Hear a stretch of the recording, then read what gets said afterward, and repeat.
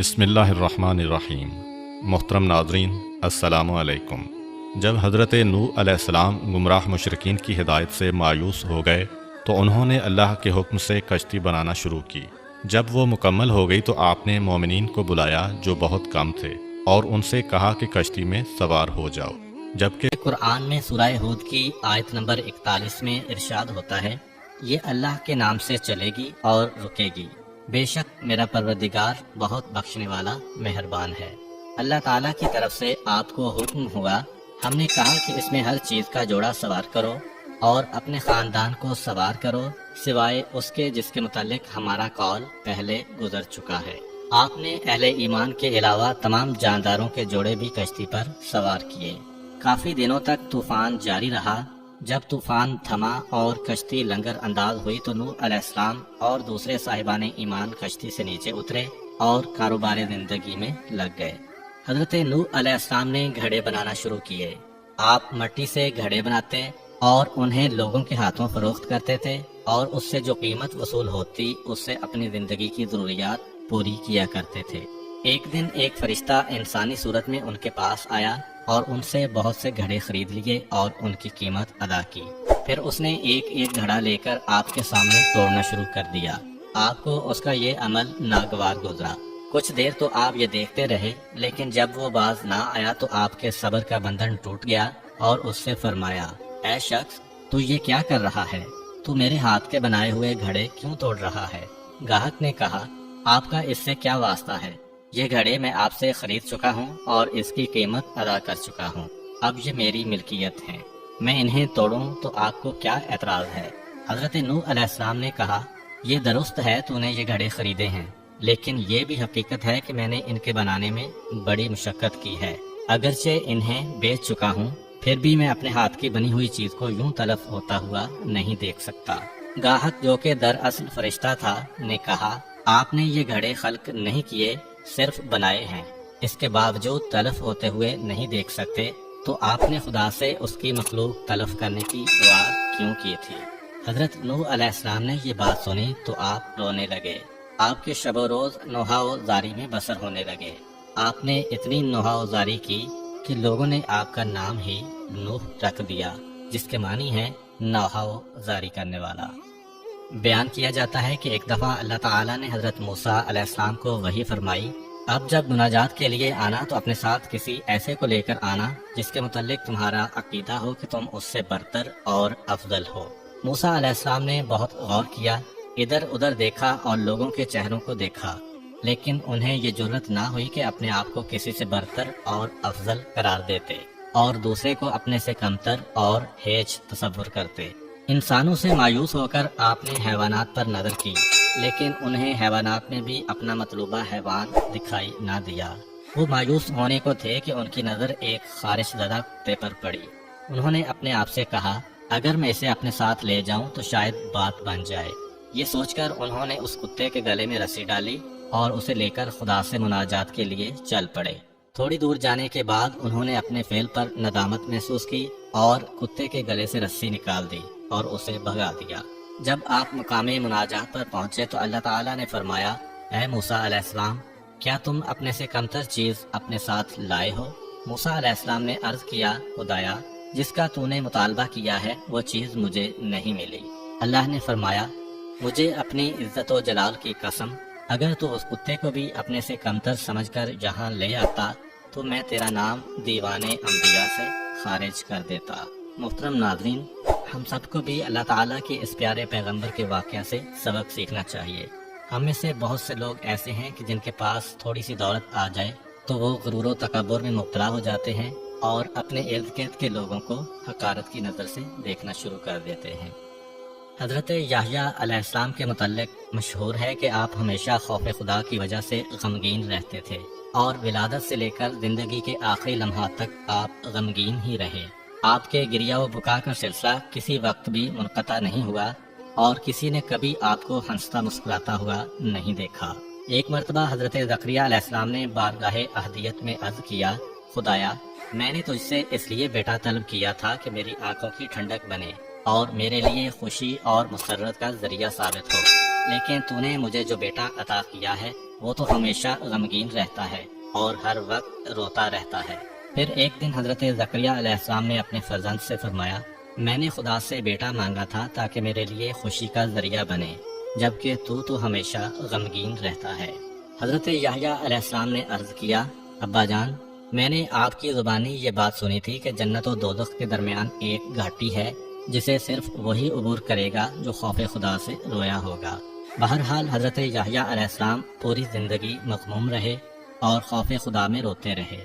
آپ اتنا روئے کہ رخساروں پر گڑے پڑ گئے اور آنسوں کی وجہ سے زخم پیدا ہو گئے جن پر مرہم پٹی کی ضرورت پڑتی۔ ایک مرتبہ کا واقعہ ہے کہ حضرت عیسیٰ علیہ السلام کی اپنے خالہ زاد بھائی یحییٰ علیہ السلام سے راستہ میں ملاقات ہو گئی۔ حضرت عیسیٰ علیہ السلام انہیں دیکھ کر مسکرانے لگے۔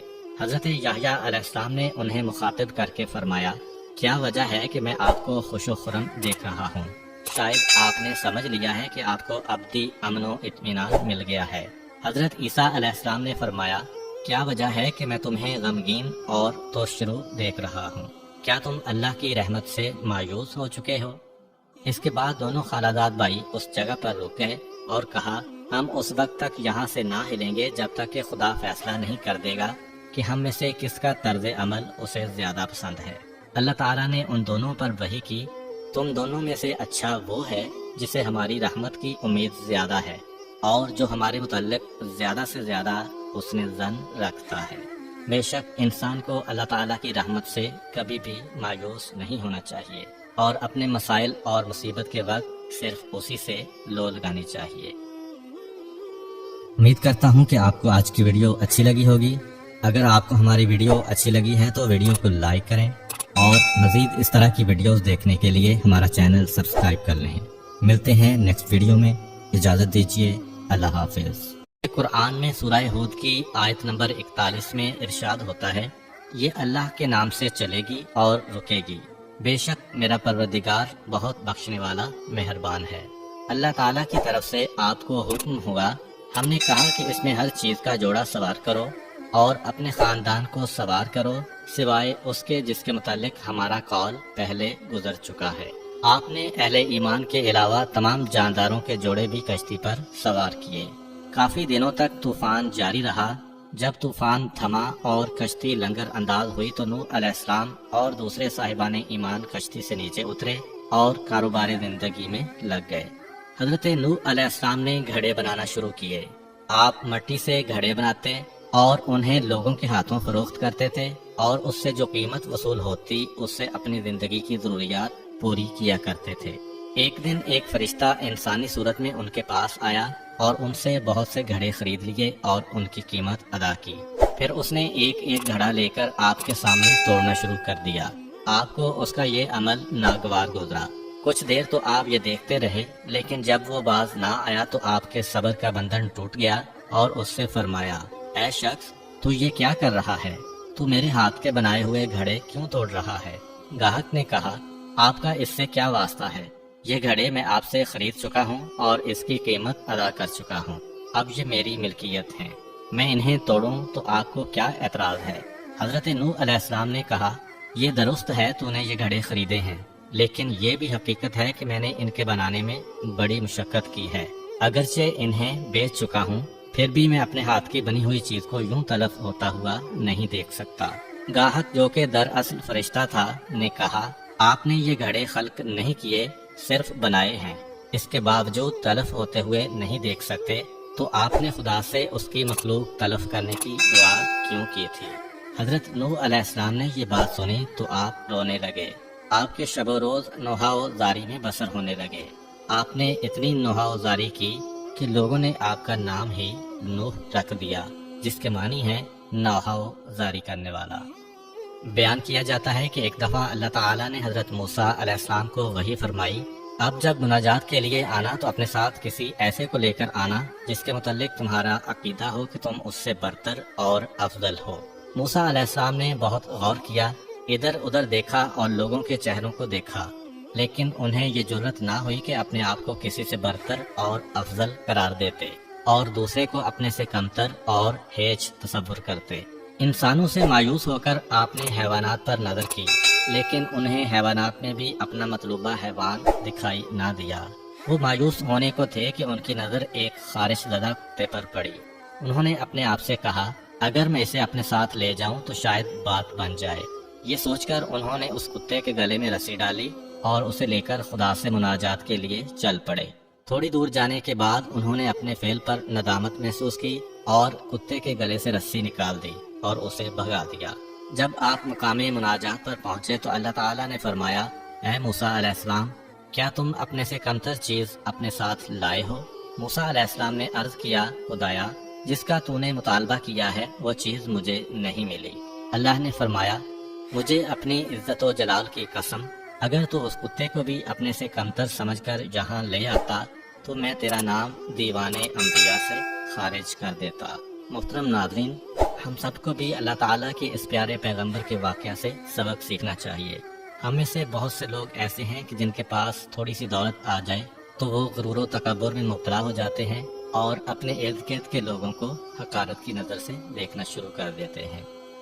حضرت یحییٰ علیہ السلام کے متعلق مشہور ہے کہ آپ ہمیشہ خوف خدا کی وجہ سے غمگین رہتے تھے اور ولادت سے لے کر زندگی کے آخری لمحات تک آپ غمگین ہی رہے۔